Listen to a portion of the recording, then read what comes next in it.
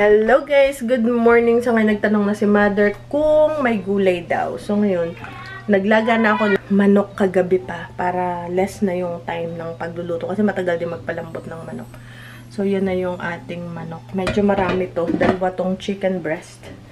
And then, naghiwa na rin ako ng mga gulay na ilalagay natin. Patatas, may cabbage, and ito yung broccoli. Tapos maghihiwa pa ako ng itong cabbage natin. Marami dapat gulay. So, ito naman may salt, pepper, ano pa ba? Maraming onion na kumukulo siya ng matagal. Hiniwa ko na siya ng maliit kasi gusto ni mother. Maliliit yung hiwa. Ayun, nagtikit-tikit pala. So, lalagyan ko pa siya ng luya.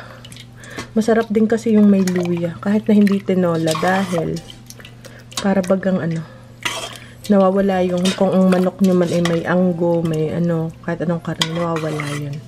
Tsaka masarap yung medyo anghang ng mabango, nakakabango, and may konting anghang.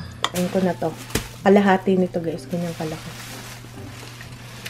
And then, pag kumulo, lagay ko na muna tong pinakamatigas. Next ito. And then, to panghuli tong ating broccoli kasi madali lang itong maluto. Okay guys. Yung frozen na luya. So, meron na inilagyan ko ng salt and pepper. So, ngayon, ilulubog ko na yung patatas. Ano to? Walang balat. Tinanggal ko yung balat ng manok. Pero medyo mataba pa rin siya. Tapos, ito pa pala. Ito pa yung parte ng stock ng broccoli. So, natanggal ko yung kanyang matigas na coat. And then, isasama rin natin yan. Hindi ko nang makalimutan. Dito na pala. Kasi medyo matigas yun eh. Yung flour, ito. Mamaya na kasi medyo malambot, madaling maluto. Yung mga tangkay matigas. Alright. So, ngayon, naman natin itong kalahati nito.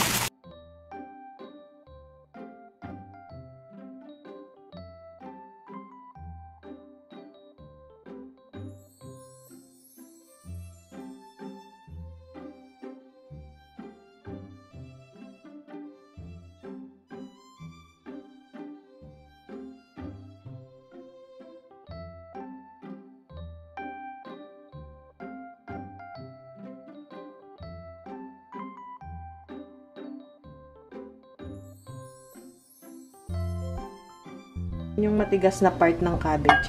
Ito naman yung dahon na malambot. So, uunahin ko to pag napakulo ko tong ating patatas. Pag lumambot na. Tapos ito, siguro sabay-sabay na tong cauliflower. Itong broccoli, tsaka itong dahon ng cabbage. Ito yung sunod. Kasi matigas. Alright guys. And then, that's it for today. Lalaba pa pala ako. Nabuksan ko ng pinto. Ay, may package pala ako. Wait lang. Buti na alala ko. Kasi ang pick up na 9 o'clock na na. So, ilalabas ko lang siya dito sa ating mailbox. Isa lang naman kasi yung nabenta ko. So, ilang araw ng malamig. Si Kali po. Oh, yan yung mga naghahanap kay Kali. Buhay pa po siya. Kaya lang. Indoor kasi to, kaya hindi nyo nakikita. Yung buhok ko nakatikman. Si Bebang lang yung lagi nyong nakikita. Sa vlog kasi si Bebang, lagi yung nasa garden, lagi nasa labas. Andito. Pero si Kali, lagi yan nakahiga lang doon sa kanyang kama. Then, meron akong mga i-unbox. Ang dami kong collaboration this week. Nakita mo sa vlog ko, marami akong collaboration. Kasi minsan gusto nila dedicated video. Gusto nila yung kanilang product lang yung pakita. And okay, so ngayon mag-vacuum muna tayo. Ito yung collaboration ko. Ito ring vacuum na to. 2-3 years ago na to. Maganda to guys. Yun. Kung matatandaan nyo. Nung umuwi ako ng Pinas. 2 years ago. Yeah.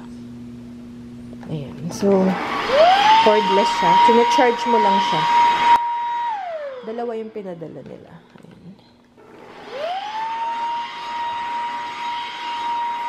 Vacuum muna tayo.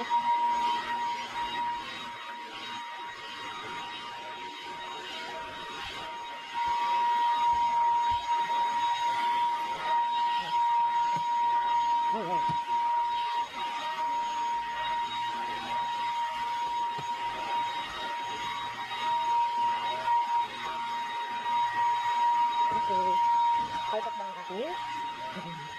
Perfect lang. Okay guys. Ayan si Kali ulit. Ganyan lang siya. So yan, kulong-kulo na. Tingnan natin kung luto na yung patatas. Siguro luto na yun. Kasi ano pa naman ito pang lalagay pa natin yung gulay. Tingnan ko kasi hiniwa ko siya ng maliliit. Okay, luto na. Next.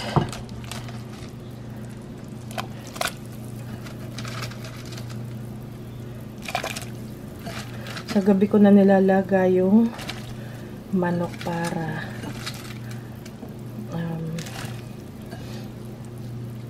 matagal din magpakulo. And then, kaya hindi ko siya lutuin todo sa gabi para hindi na fresh yung gulay. Kaya, sa umaga ko nilalagay yung mga gulay. Yan, punong-puno. Pwede na to hanggang kinabukasan. Ayan. Alright. Gusto nila malambot na malambot. Okay, next. Next, ito. Magkasabay na to. Ayan, magkasabay na yan mamaya. Okay, guys. Hugas muna ako ng plato. Ito naman yung ilagay natin. And then, tapos na siya. Papatayin ko na yung apoy kasi ano to yung naluluto pa siya sa ilalim. Hindi kasi ito sa apoy. Ayan. Ano ba tawag doon? Hindi ko talaga maturan ko ano ba. And then, yung ating broccoli. Alright. Ganyan. Kadaming gulay. Dapat pag marami ang gulay, marami rin yung manok. So, yung manok nasa ilalim siya. So, haluin natin.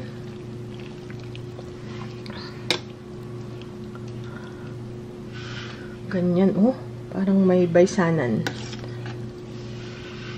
Ayun ang ating manok.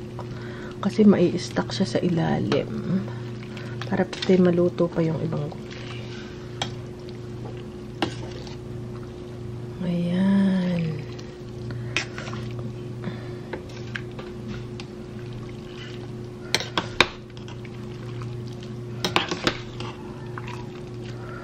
Masarap siya guys. Ito yung mga tipo kong pagkain.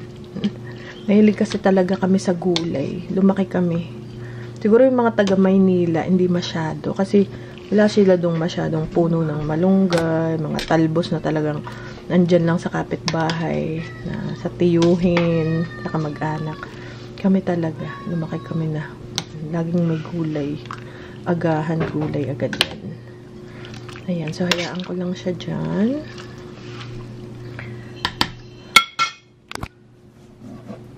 Alright. Yan guys, kalahati yung papadal natin. Oop. No, kay Kuya, it's super heavy, Baba. Okay? So, okay. Do you need help with the door? Si Kuya na yung magdadala.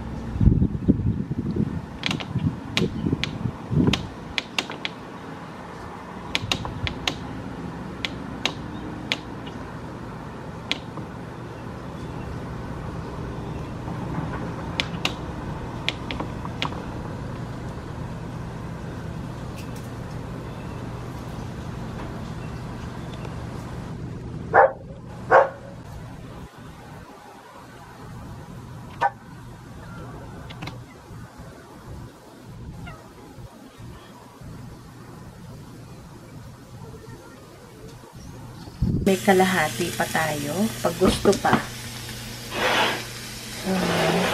So, pwede pa. So, ngayon, kahapon nag-hamburger ako sa mga bata. Siguro hindi niya nakain yung isa pa. So, iniinit niya ganyan. And then, teka lang. Kuha tayo ng plato ni Kuya. Tapos, pupunta ako sa, may bibili ako sa grocery. Sasama ko sila. Kaya sabi ko, kumain muna. Sabi ko, kumain muna sila. Thank you, Kuya. So, inano ko siya. Ay, binaliktad ko siya. Kuya, I flip it. Okay. So, okay guys. Mihintay ko lang si Bena sa banyo.